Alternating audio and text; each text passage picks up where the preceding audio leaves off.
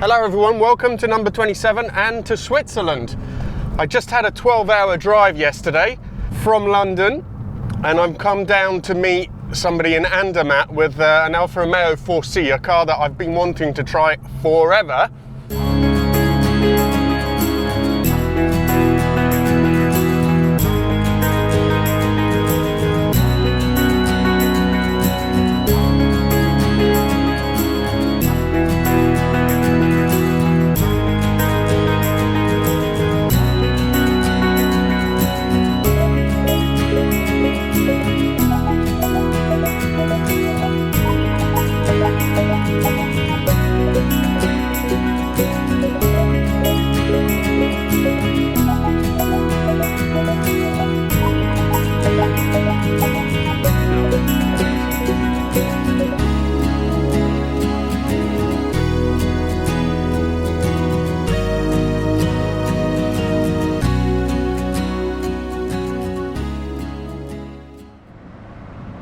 Hello everyone, I'm in the 4C and it's such a different experience. This car has actually had the geometry sort of fixed, in inverted commas, at the front, but it's still really sensitive off-center. But aside from that, I've never driven a flappy paddle car. So when these came out, they had mixed reviews, to be kind, or shit reviews, to be accurate. In the UK, I haven't read any of the foreign press, but basically on UK roads, they follow the ruts and, you know, they haven't been an out-and-out success. So it'll be interesting to see how it does once we get to the twisties. There's been a lot of criticism about the interior as well, and the plastics are like cheapish, but it's not bad. The Exige I was in has got really nice sort of exposed aluminium everywhere. In this you see this lovely sort of carbon weave. Even though the reviews on the car were mixed, everyone's pretty much agreed that these things do look awesome, and I love this one in white. Those front headlights, I don't know why they did that. The American cars that I've seen now have sort of normal halogen headlights and look miles better. I think it was a cost-saving thing, or I don't know, but anyway. Apart from the lights, they look amazing.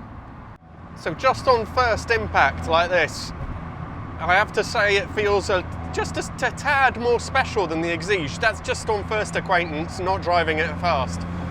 Reason for that is really just to do with the way you feel a bit more ensconced in the interior, and the engine is always whooping and whooshing and, you know, wastegate noises and everything, even from quite sort of when you're sort of pootling about. So it just makes it feel a little bit more sort of special. I agree with everybody else who said that this wheel is, you know, horrible. It's so thick here, it's like that. It's just horrid. I don't know why they've gone for that. Okay, we're on the Gotthard Pass. Let's see how she does.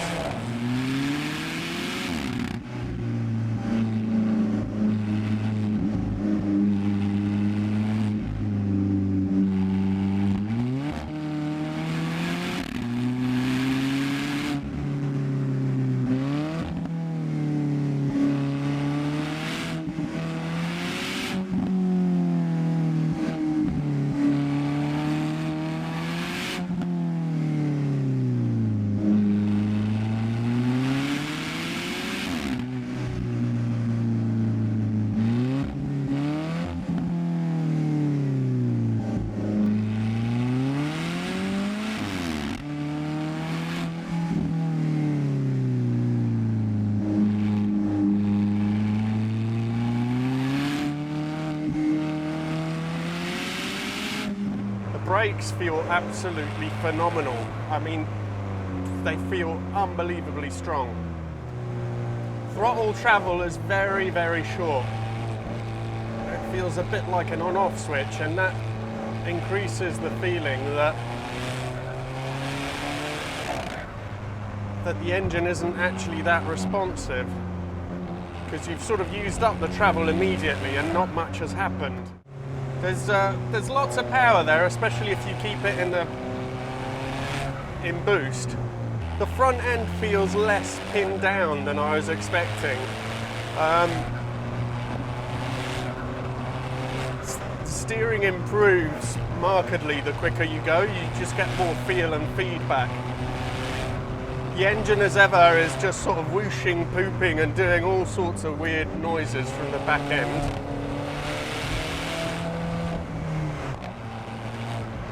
On these uber smooth roads, I'm not really picking up any of the sort of nervousness and the camber following traits that journalists have complained about so much. The steering's quite light. The paddle change, it's quick. It doesn't feel quite as quick as I thought it would, but I think maybe it's not actually the change. I mean, the change is pretty instant. I think it's just it's more the delay in the way that the engine feels that makes it feel slower, I think. So once you're in a corner and you've loaded up the front end, it actually sticks really well, but you just kind of have to load it up first.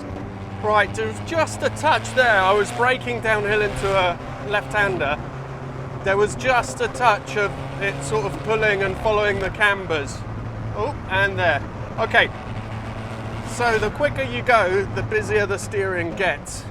If there's any bumps at all, it does sort of wriggle around a fair bit. It's got a very different character to the Exige.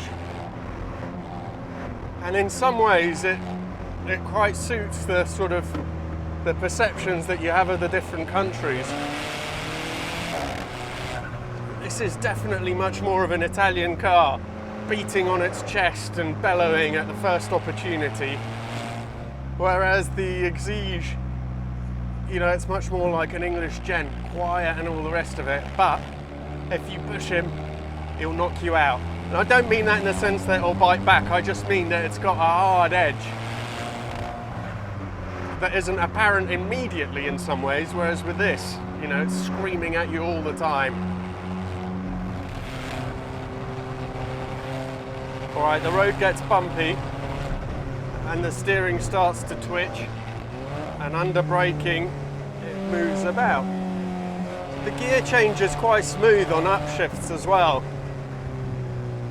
If you keep the revs in that sort of area where there's the wall of torque, it is very rapid, but there isn't much point in revving the nuts off it. Just don't really go any faster. So in the corner, trail brake, go in, and it's good. It's really strange because it feels like it absorbs bumps really well, and it does. And yet, when it gets really bumpy, and especially if you're braking, it wants to follow all the cambers, and it's a really strange sensation. It's not that unpleasant, I guess, in a modern car that you have to work, but it's a conundrum. I don't know why it does that. If it's, as people have said, maybe it's set up for the track. It took me a little while to learn how it likes to be driven, but now I'm really, really liking it. Essentially, you have to get used to riding the wall of torque instead of revving it, which there's no point in doing.